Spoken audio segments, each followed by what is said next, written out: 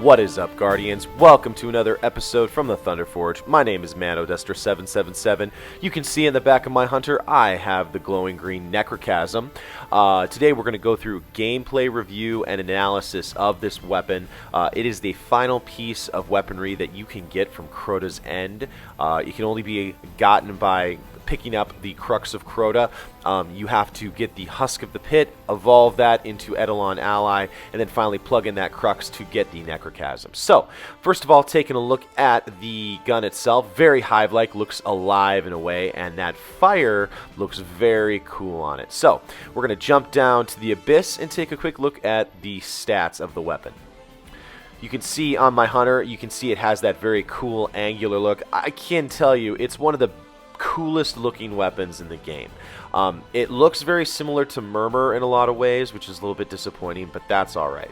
The Necrochasm is the highest level attack in the game. It has a attack value of 339, however the impact is very low despite the stats. Next we have the Cursebringer perk, which precision kills offer you the ability sometimes to get a Curse Thrall explosion. Next we have Rangefinder, where aiming down the sights will help to increase the accuracy of the weapon. Next, Cascade, where melee kills will allow you to reload your weapon faster. And of course, it's an arc weapon, auto rifle. So next we're going to go through the ballistic perks on this weapon. Let's hop down to this rock here. You can see here that this first set, you can see very, very wild fire. This auto rifle is very unstable because it shoots so many bullets per second. So that's the very first perk you can have. That's the Accuratized Ballistics. The next we got the Cqb Ballistics, where it gives you less recoil, but there's basically a nerf to your impact and stability. So just checking that out. It's something good to have. It helps keep control of it. Finally, the one that I usually go with most of the time, which is the aggressive ballistics. I want as much impact on this weapon as possible because obviously in Destiny, when you're playing almost anything, your impact is almost more important than your attack speed. You can see it makes it a little bit unstable, but that's worthwhile to get. And there are some other perks on the weapon that will help you buff it later on. Again, my favorite is the aggressive ballistics, mostly because of the impact bump. With this high rate of fire auto rifle, you're really going to want to get as much impact as you possibly can. So aggressive ballistics is my choice. Next, we're going to go to the next range of perks that affect stability, range, and reload speed. First of all, we're going to go to Single Point Slug, which allows you to switch weapons faster. You can see it's very quick to ADS and to switch weapons. Not one of my favorite perks, but okay if you want to try using it. Next, we have Flared Magwell, which allows you to reload the weapon a little bit faster. That is important, and I will tell you a little bit later. You can see here the reload speed is a little bit faster, but honestly it's not that much of a buff. You can see it fires through those 42 slugs really quickly. Next, the one that I like to use the most is Fitted Stock, which increases the weapon stability. You can see it gives it a huge buff there. So I can get away with using the aggressive ballistics, and you can actually see here I can ADS pretty well and hit those Thralls very easily. I'm going to go ahead and leave those perks on there because that's my basic favorite setup. And this weapon has Rangefinder, which allows you to ADS and increase your accuracy when you are aiming down the sight. So you can see here I'm firing from the hip. It's very wild, very inaccurate. I couldn't even take out a Thrall from just basically aiming at him. As soon as I aim down the sights, the weapon becomes much more stable, and actually you can hit from greater distances, which is a great perk of this weapon. You can see here that I am trying to trigger a Curse Thrall explosion by hitting them with a critical hit. It only happens frequently, like right here. It doesn't happen every time you get a headshot, which frankly is disappointing on this weapon.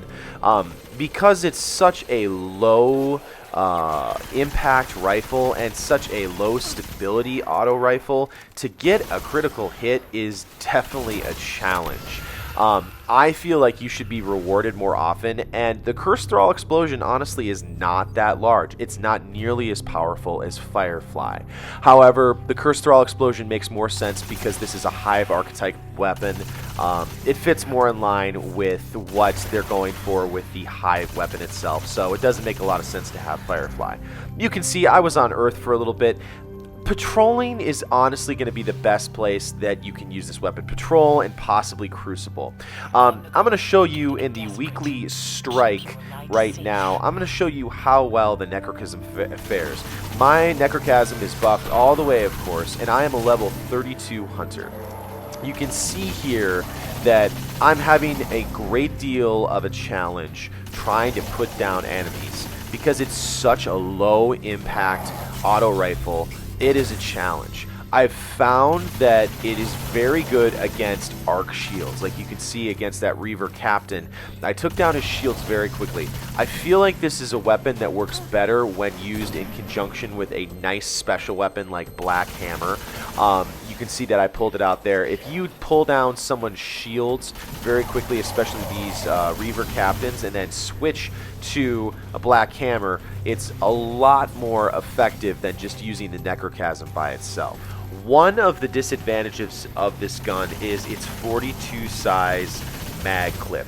Honestly, with the amount of bullets that this gun uses, it really needs to have a higher mag size, because 42 bullets honestly is not enough for you to put down someone's shields, even one person's shields. I feel like that is a buff and something easy that Bungie could do to make the weapon better.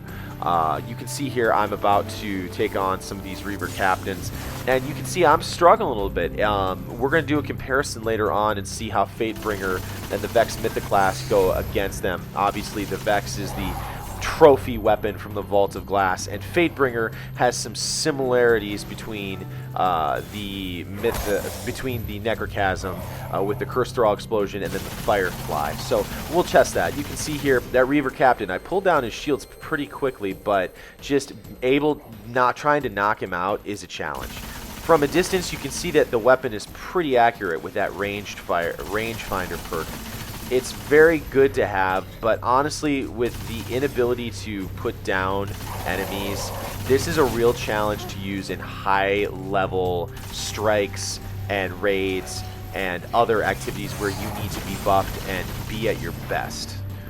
One place I've found that the Necrochasm does okay at is the Crucible. Now here's some gameplay of my Necrochasm Crucible experience. I haven't tried it out in Iron Banner yet, but you can see here in the Crucible, very much a low impact weapon. You can see here I have to stay on my target for quite some period of time. I like to think of it almost like a chainsaw. I have to stick with them for a little while to make sure that I cut through. Now it is pretty cool to see the Hive Explosion happen in PvP, because you only usually see that in PvE. So pretty cool to see. Again, you're going to want to try and get those headshots as much as possible. You can see here that I'm always trying to get a headshot with the weapon, and if you can trigger a headshot, it is fantastic when you do that. Again, this is not Iron Banner. This is Crucible, so the playing field is a little bit more evened, but again, it's very usable in PvP. It's not the best weapon you can have, and there might be better exotics to check out, but if you are definitely looking for a change of pace and you like auto rifles, this would be a good weapon that you would enjoy. Again, very low impact. You have the perks to give it a boost in stability. I would maybe consider making sure you have a special weapon that can finish the enemies off, so that you're not stuck just using the Necrochasm in case if you run out of a magazine clip. So now we're going to go over to using the Vex Mythoclast versus the weekly Heroic Strike, and just kind of show you a comparison between the two. If you remember back, you could remember that I wasn't doing a great deal of damage. You can see here that the Vex does significantly better against these enemies, even though they're still arc shielded, and this is a solar weapon. You can see that I'm having a lot more success hitting enemies when I'm using the Vex. So in terms of a trophy from a raid, the Necrochasm is very cool, but honestly the Vex is still going to be more effective in PvP and PvE environments. You can see there that even though he has that arc shield, I'm cutting through it pretty quickly. Next we're going to look at the Firefly perk. You see here being able to hit Firefly every single time and having that huge explosion, it really brings Fatebringer to a level above the Necrochasm. Again, they're different weapons poised for different situations.